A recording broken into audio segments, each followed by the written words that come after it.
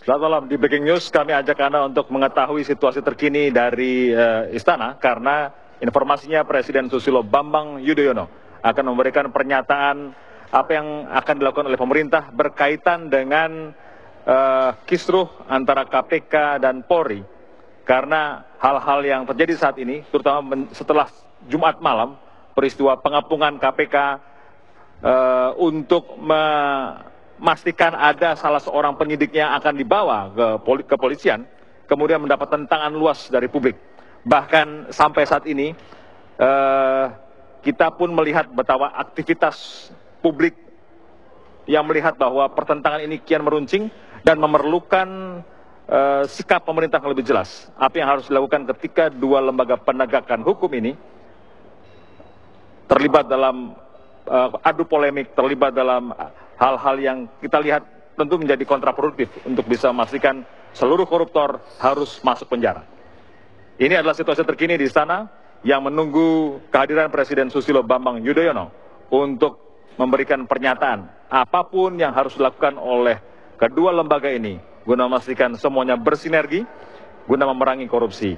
Yang dipastikan bahwa pemerintah harus bersikap tegas mengingat bahwa korupsi adalah tindakan kriminal yang extraordinary, luar biasa, dan membuat rakyat banyak harus gigit jari karena uang yang seharusnya digunakan untuk meningkatkan kesejahteraan digunakan oleh orang-orang tertentu, masuk ke kantung orang tertentu untuk memperkaya diri atau kelompok yang tidak untuk masyarakat luas. Kita harapkan bahwa Istana Negara akan segera bersikap melihat situasi yang tidak kondusif antara dua lembaga ini. Sejak Jumat malam, bahkan hingga Sabtu dini hari, KPK mendapat dukungan luas. Namun yang pasti polisi pun harus juga memberi sikap yang jelas untuk memastikan bahwa mereka berada di garda terdepan untuk mereformasi diri sekaligus untuk memerangi korupsi. Anda bisa melihat ini adalah menteri-menteri, Kapolri ada di sana, pejabat setingkat menteri seperti tadi saya melihat kalau tidak salah ada Kejaksaan Agung, kalau tidak salah ada Menkumham di sana, kemudian Menteri Pendayagunaan Aparatur Negara, kemudian ada Wakil Menteri Hukum dan HAM, Denny Indrayana.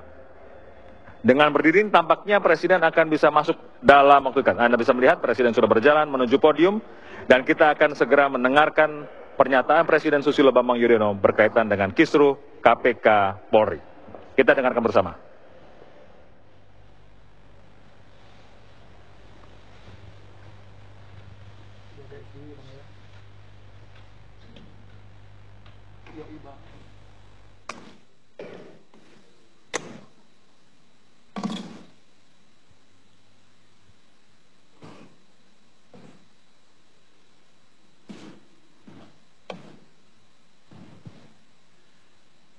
Bismillahirrahmanirrahim. Assalamualaikum warahmatullahi wabarakatuh.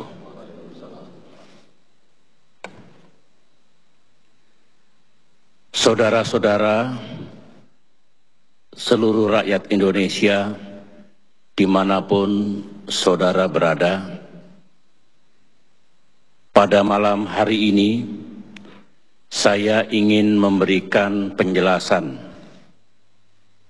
yang hari-hari terakhir ini menjadi perhatian masyarakat luas, yaitu perbedaan pandangan ataupun perselisihan antara pihak Polri dengan pihak KPK di dalam menjalankan tugas bersamanya, menegakkan hukum, utamanya memberantas korupsi. Kemudian dampaknya telah sama-sama kita rasakan. Oleh karena itu, saya pandang perlu sekali lagi untuk memberikan penjelasan pada malam hari ini. Kita masih ingat bahwa dulu pernah ada perselisihan antara KPK dengan Polri ketika juga ada perbedaan pendapat menyangkut Pak Susno Duaji dengan Pak Bibit dan Pak Chandra. Dan sekarang kalau kita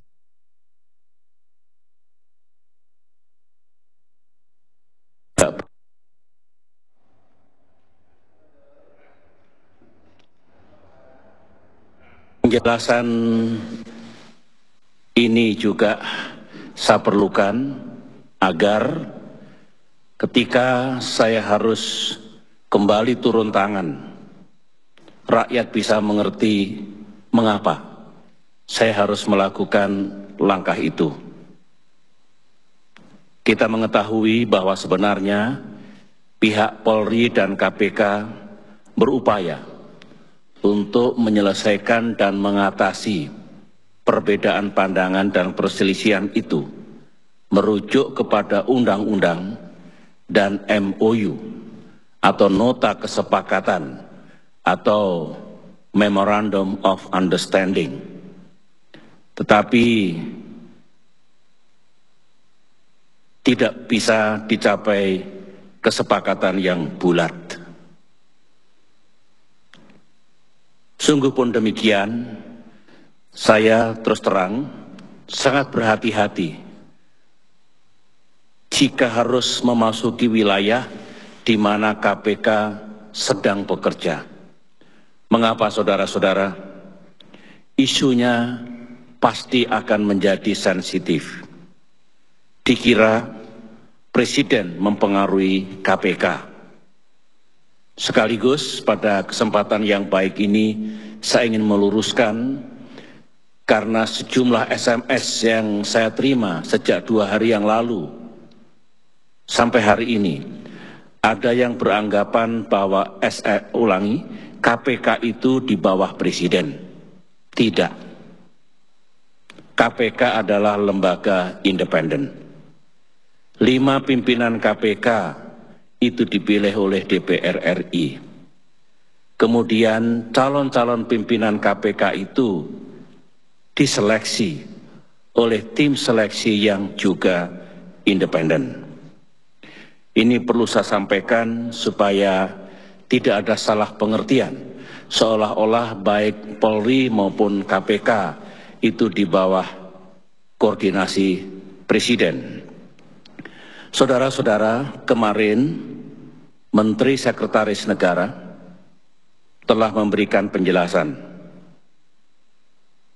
Penjelasan itu diperlukan karena saya mengikuti kegaduhan di sosial media dan juga SMS yang juga masuk ke tempat saya yang seolah-olah Presiden diam saja, tidak melakukan apa-apa terhadap dinamika yang terakhir pada minggu ini. Saya ingin jelaskan pada malam hari ini bahwa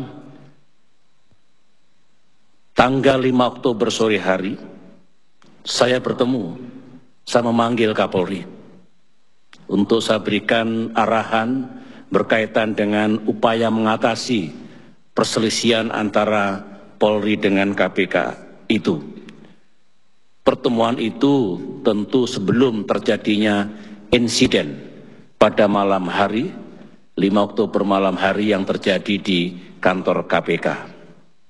Setelah ada insiden berkaitan dengan apa yang akan dilakukan oleh Polri terhadap seorang perwira Polri yang sekarang menjadi penyidik KPK, yaitu Komisaris Polisi Novel Baswedan, maka esok harinya, hari Sabtu 6 Oktober, saya dan para menteri terkait juga bekerja.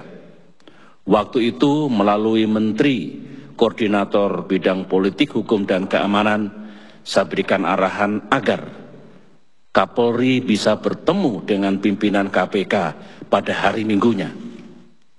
Segera bertemu sehingga bisa segera mencari solusi yang baik. Tetapi pertemuan hari Minggu yang saya harapkan tidak bisa dilakukan karena para pimpinan KPK sedang berada di luar kota. Oleh karena itulah tadi malam Minggu malam, saya setujui, saya dukung ketika Mensesnek bertemu dengan pimpinan KPK atas permintaan mereka karena ada sejumlah hal yang melalui Mensesnek ingin disampaikan kepada saya. Saya tadi pagi juga setuju atas permintaan pimpinan KPK agar Mensesnek memfasilitasi pertemuan antara Kapolri dengan pimpinan KPK. Dan alhamdulillah tadi siang, 8 Oktober 2012, saya sendiri telah bertemu dengan dua pimpinan KPK, Saudara Abraham Samad dan Saudara Bambang Wijoyanto, dengan Kapolri dan didampingi oleh Mensesnek. Pertemuan harus saya katakan berjalan dengan baik dan konstruktif. Saudara-saudara, dengan keseluruhan penjelasan yang ingin saya sampaikan pada malam hari ini, saya berharap saudara-saudara kami rakyat Indonesia benar-benar dapat memahami duduk persoalan dari permasalahan ini dan kemudian akan memahami apa kebijakan, solusi, dan tindakan lebih lanjut yang harapan saya bisa dijalankan bersama-sama oleh kepolisian, oleh KPK, dan kita semua. Dengan pengantar itu, penjelasan ini akan saya sampaikan dengan 4 agenda atau 4 hal utama.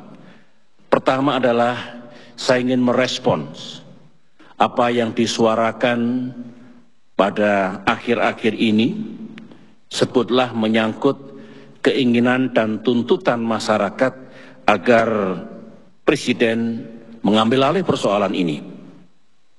Harus saya respon. Yang kedua, saya akan menjelaskan dan sekaligus nanti solusi apa yang harus kita tempuh berkaitan dengan permasalahan hubungan antara Polri dengan KPK. Yang ketiga, ini kesempatan yang baik untuk menyampaikan posisi dan pendapat saya terhadap pemikiran untuk melakukan revisi terhadap Undang-Undang KPK.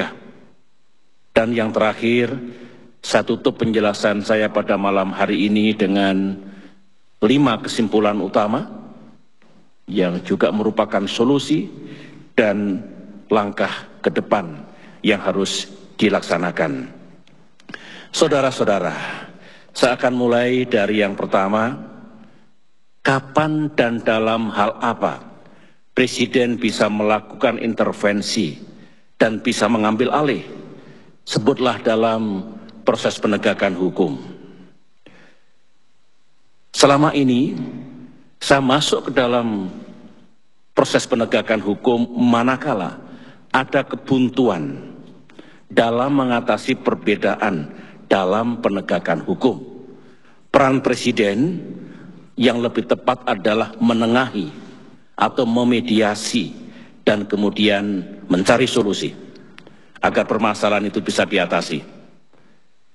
Saya pernah menengahi dan mencarikan solusi ketika ada perselisihan antara lain KPK dengan MA, dengan Mahkamah Agung, itu sekitar tahun 2006. BPK dengan Mahkamah Agung, tahun 2007. KPK dengan Polri dan Kejaksaan Agung, tahun 2009. Tetapi Presiden tidak dapat dan tidak boleh mengintervensi apa yang dilakukan oleh penyidik, penuntut, dan hakim dalam proses penegakan hukum. Merekalah yang diberikan kewenangan oleh undang-undang dan bukan Presiden. Hal yang sama dalam arti tidak boleh mengintervensi kewenangan para penyidik, penuntut, dan hakim itu juga berlaku bagi para pimpinan KPK, Kapolri, Jaksa Agung, dan juga Ketua Mahkamah Agung. kecuali ada kewenangan yang diatur dalam undang-undang. Saudara tahu bahwa kewenangan yang diberikan oleh konstitusi kepada presiden ada 4. Pertama, memberikan gerasi dan rehabilitasi dengan mendengarkan pertimbangan Mahkamah Agung, serta memberikan amnesti dan abolisi dengan mendengarkan pertimbangan DPR. Keputusan saya kali ini untuk kembali menengahi dan mencari solusi menyangkut perselisihan KPK dan Polri sebenarnya untuk yang kedua kalinya. Sedangkan saya ingat keseluruhan perselisihan KPK dengan lembaga negara yang lain yang saya ikut memediasi dan mencarikan solusinya, ini adalah yang ketiga kalinya. Semuanya ini menunjukkan, saudara-saudara, saya tidak pernah melakukan pembiaran atau enggan melakukan mediasi. Tetapi tentu tidak baik dan juga harus dihindari. Presiden terlalu sering melakukan campur tangan untuk urusan penegakan hukum seperti ini. 5 tahun yang lalu, saya punya inisiatif untuk memimpin rapat koordinasi pemberantasan korupsi, di mana KPK juga hadir. Banyak yang mengkritik saya, itu tidak tepat, dan dianggap memasuki wilayah penegakan hukum. 4 tahun yang lalu, 1 tahun kemudian, di ruangan ini, saya membuka rapat koordinasi antara jajaran Mahkamah Agung, jajaran Kejaksaan Agung, dan jajaran Polri. Kembali saya dianggap memasuki wilayah hukum yang bukan menjadi otoritas saya. Oleh karena itulah, saya harus benar-benar tepat dan proporsional manakala harus memasuki wilayah penegakan hukum. Sebenarnya saudara-saudara, jika menyangkut sinergi dan koordinasi antara Polri dengan KPK dan bahkan Kejaksaan Agung, sudah ada undang-undang yang mengatur, baik dalam KUHP maupun KUHAP maupun undang-undang tentang KPK. Juga sudah ada MOU antara KPK dengan Polri dan juga Kejaksaan Agung.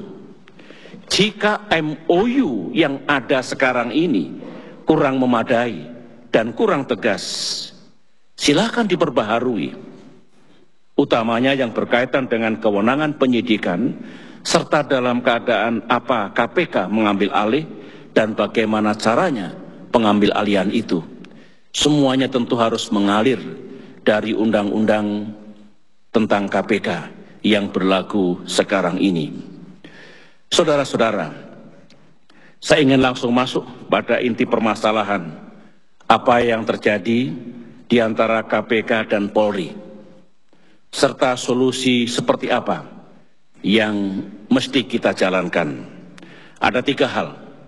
1, perbedaan pandangan tentang siapa yang menangani dan memproses kasus dugaan korupsi atas pengadaan simulator SIM. Itu yang pertama. Yang kedua adalah perbedaan pandangan tentang penugasan personel penyidik yang berasal dari Polri. Sedangkan yang ketiga, insiden tanggal 5 Oktober 2012 seputar rencana elemen Polri untuk menegakkan hukum atas seorang perwira Polri yang diduga melakukan pelanggaran hukum di waktu yang lalu, yang saat ini yang bersangkutan bertugas di KPK. 3 hal itulah yang ingin saya respon dan kemudian apa solusi atau jalan keluarnya. Pertama, solusi tentang penanganan dan proses penegakan hukum kasus simulator SIM. Saya ingin jelaskan, segera setelah ada perselisihan antara KPK dan Polri menyangkut penanganan dugaan korupsi pengadaan simulator SIM, kepada saya dilaporkan oleh Kapolri bahwa setelah dilaksanakan pertemuan antara Kapolri dengan pimpinan KPK, disepakati bahwa Irjen Joko Susilo ditangani KPK, sedangkan sisanya ditangani Polri. Ternyata sikap dan pernyataan KPK kepada publik tidak seperti yang dilaporkan kepada saya sebelumnya.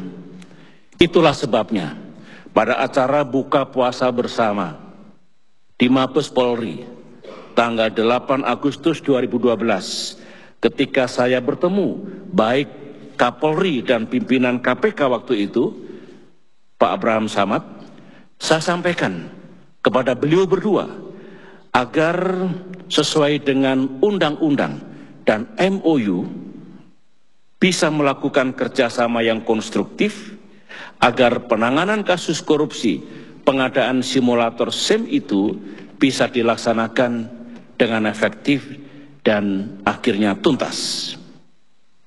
Pasca pertemuan itu, saya juga menyampaikan kepada Kapolri agar dalam pelaksanaan penuntasan penegakan hukum yang melibatkan baik KPK maupun Polri dilaksanakan kerjasama yang sebaik-baiknya, termasuk saling membantu satu sama lain. Di luar yang saya lakukan itu, Menteri Koordinator Bidang Politik, Hukum, dan Keamanan, Pak Joko Suyanto, sesuai fungsi dan tugasnya, sebenarnya juga terus bekerja untuk menengahi perselisihan kedua lembaga itu. Hal ini perlu saya jelaskan kepada seluruh rakyat Indonesia, bahwa dalam menjalankan roda pemerintahan itu ada sistem dan aturannya.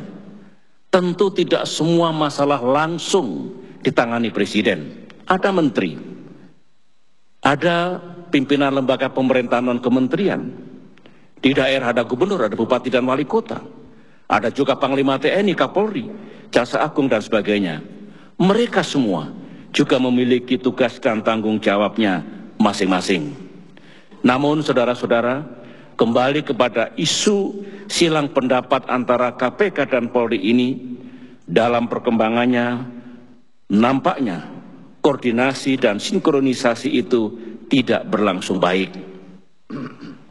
Oleh karena itu, solusi yang kita tempuh adalah penanganan kasus dugaan korupsi yang melibatkan Irjen Joko Susilo dan sejumlah pejabat lebih tepat ditangani oleh satu lembaga, yaitu KPK. Karena jika dalam penyidikan nantinya cukup bukti untuk dilanjutkan ke penuntutan, tentu sejumlah pejabat yang diduga melakukan korupsi itu akan dituntut bersama-sama. Ini juga sesuai dengan Undang-Undang tentang KPK nomor 30 tahun 2002, khususnya pasal 50. Sedangkan jika ada kasus yang berbeda, tetapi terkait dengan penyimpangan pengadaan barang di jajaran Polri, saya dukung untuk ditangani Polri. Kepada saya dilaporkan bahwa Kapolri juga akan melakukan penertiban terhadap semua yang dianggap menyimpang dalam pengadaan barang di jajaran Polri. Dalam hal ini saya berterima kasih dan menyampaikan penghargaan bahwa terhadap langkah ini Polri memberikan dukungan penuh dan pada prinsipnya juga akan melimpahkan hasil penyidikan yang telah dilakukan sesuai mekanisme yang akan diatur kemudian. Ini menunjukkan bahwa Polri juga serius di dalam menangani kasus ini. Saudara-saudara, yang kedua, menyangkut perbedaan pandangan antara Polri dan KPK berkaitan dengan penugasan perwira Polri sebagai penyidik di KPK. Aturan yang berlaku adalah Peraturan Pemerintah Nomor 63 Tahun 2005 Pasal 5 Ayat 3 bahwa masa penugasan pegawai negeri yang dipekerjakan pada KPK paling lama 4 tahun dan hanya dapat diperpanjang 1 kali. Sesuai dengan kebijakan Polri yang saya ketahui, penyidik itu secara berkala dilaksanakan penyegaran agar personel yang bersangkutan bisa mengikuti pembinaan karier yang lain, seperti pendidikan, tour of duty atau alih tugas, tour of area atau alih wilayah penugasan. Yang ini juga berlaku bagi setiap perwira jajaran Polri. Apalagi saudara-saudara, mereka yang bertugas di KPK adalah personil yang dinilai baik. Tentu karier mereka harus dibina, agar kelak tumbuh menjadi pimpinan-pimpinan teras di jajaran Polri. Ini kebijakan Polri. Di pihak lain, KPK berpendapat bahwa kebijakan seperti itu membatasi KPK dan tidak baik jika terlalu cepat dilakukan penggantian karena akan mengganggu tugas-tugas KPK yang akan terus berjalan. Yang menjadi masalah kemudian, atas dasar perbedaan itu, baik Polri dan KPK langsung menetapkan kebijakan dan langkah tindakannya sendiri yang jelas akan saling bertentangan. Misalnya, jika memang ada keinginan untuk melakukan alih status dari perwira polisi menjadi penyidik KPK, dalam arti harus berhenti dari keanggotaan Polri, itu ada aturannya. Ketentuan alih status seperti ini juga berlaku di jajaran TNI dan Polri untuk penugasan yang lain, untuk kepentingan yang lain. Bahkan alih status untuk perwira tinggi atau golongan 4B ke atas, perizinannya hingga tingkat presiden. Solusi yang perlu ditempuh adalah kita akan segera keluarkan aturan baru bahwa penugasan personil penyidik dari Polri ke KPK diberikan waktu yang cukup, yaitu 4 tahun, bukan maksimal 4 tahun, sehingga tidak terlalu cepat berganti. Personil yang bersangkutan bisa diperpanjang selama 4 tahun lagi, tetapi perlu dikoordinasikan dengan Kapolri, agar sesuai pula dengan pembinaan karier perwira yang bersangkutan, misalnya pendidikan atau penugasan apa, dan kemudian bisa kembali lagi ke KPK.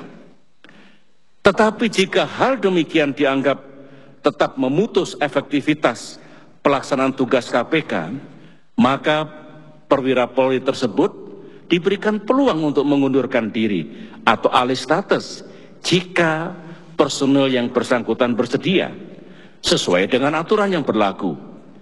Tidak dibenarkan KPK secara sepihak memberhentikan personil penyidik dari Polri itu karena mereka diikat oleh aturan undang-undang, termasuk ikatan masa dinas, serta disiplin dan etika kepolisian.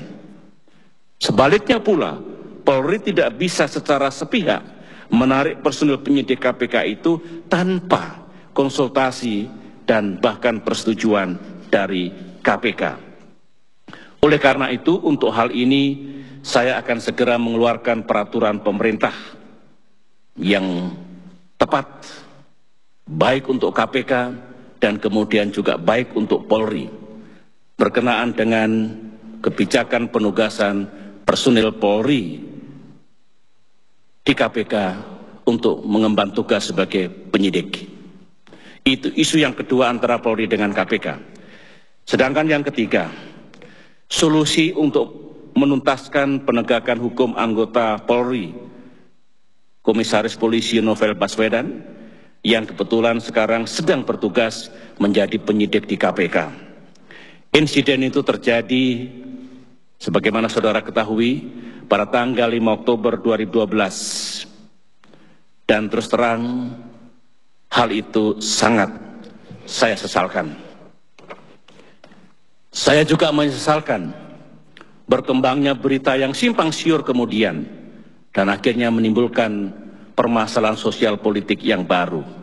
Sebenarnya, jika KPK dan Polri pada saat itu bisa menjelaskan kejadian dengan benar dan jujur, tanpa bias apapun, tentu masalahnya tidak akan menjadi seperti yang diisukan di tingkat masyarakat luas sekarang ini.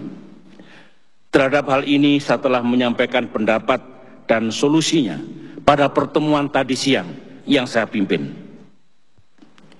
Tapi saya ingin menyampaikan kepada seluruh rakyat Indonesia, agar setiap situasi itu dilihat secara utuh menyeluruh. Diletakkan dalam konteksnya yang lebih besar. Sebenarnya, jika kita merujuk pada konstitusi, Undang-Undang Dasar 1945, di situ dikatakan bahwa setiap warga negara bersamaan kedudukannya di dalam hukum. Inilah yang disebut dengan prinsip equality before the law. Sehingga jika terbukti ada kejahatan dan pelanggaran hukum yang dilakukan oleh seorang warga negara Indonesia, mestilah hukum itu ditegakkan, siapapun dia. Apakah dia itu presiden, menteri, anggota DPR, gubernur, bupati, dan wali kota, anggota Polri, jaksa, hakim, anggota KPK, anggota TNI, wartawan, dan siapapun. Persamaan kedudukannya dalam hukum, equality before the law. Dengan pemahaman atas konstitusi, serta prinsip equality before the law, dan juga konsistensi dari the rule of law, maka jika ada anggota KPK melakukan pelanggaran hukum, kemudian diproses, tidaklah boleh serta-merta dikatakan sebagai kriminalisasi KPK. Laporan yang saya terima,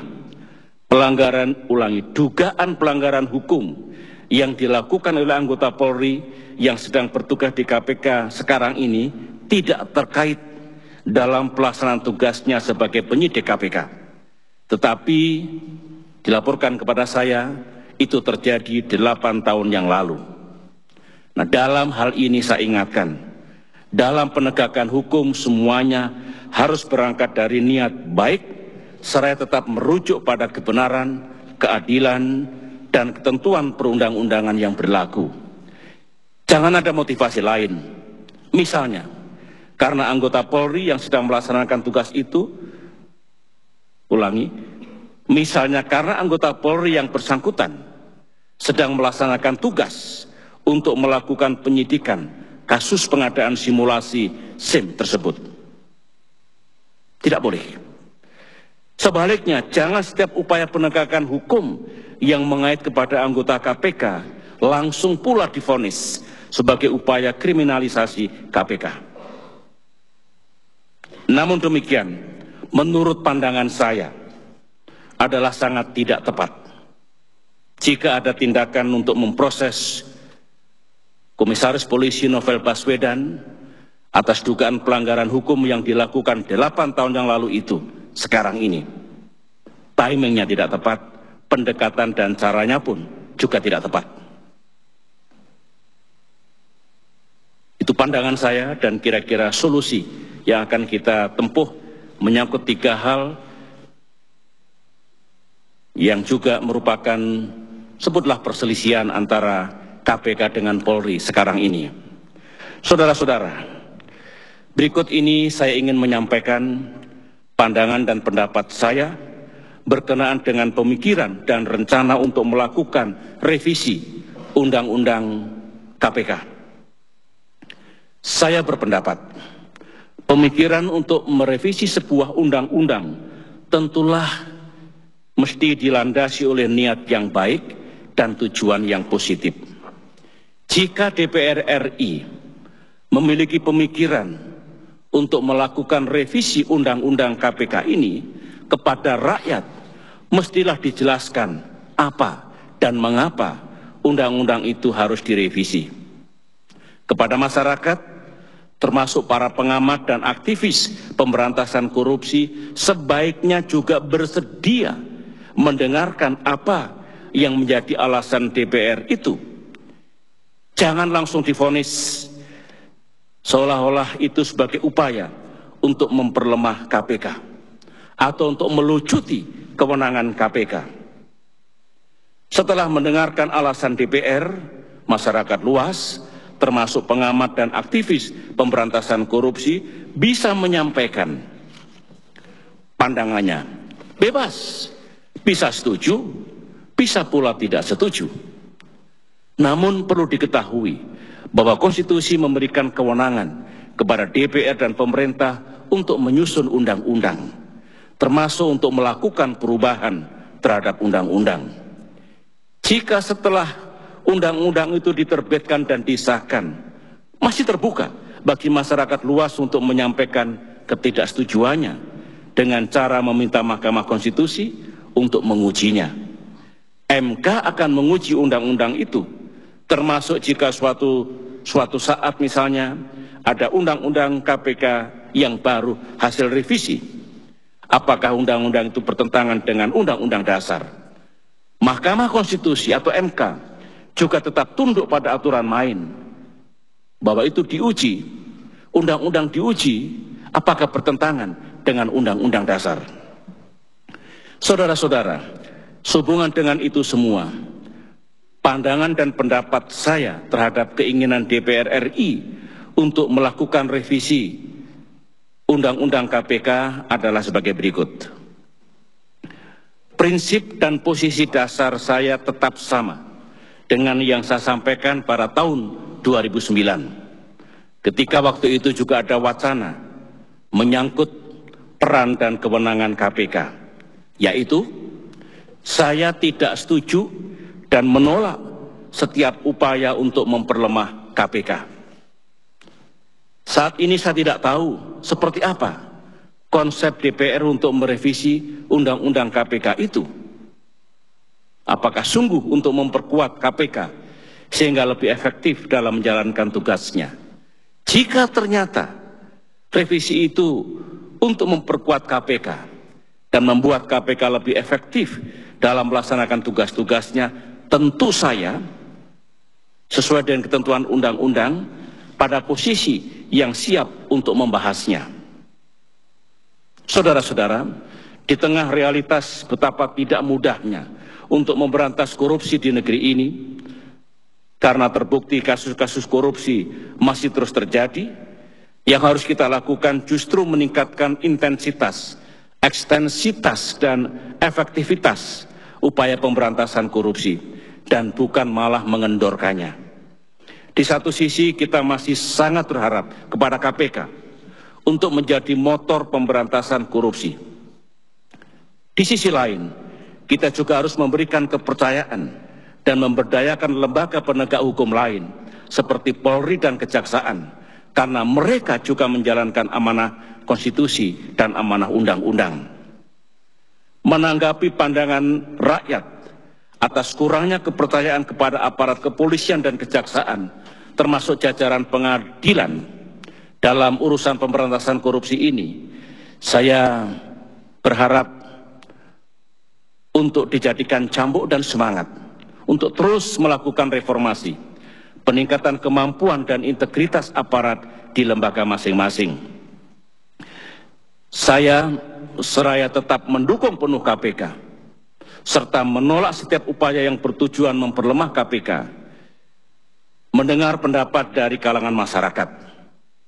Harus saya utarakan pada malam hari ini, bahwa sejumlah langkah KPK dianggap kurang tepat dan cenderung membawa persoalan ke arena publik atau media massa, ketimbang bekerja sama dengan penegak hukum lainnya untuk mendapatkan solusi yang tepat. Menurut saya, kritik itu perlu didengar.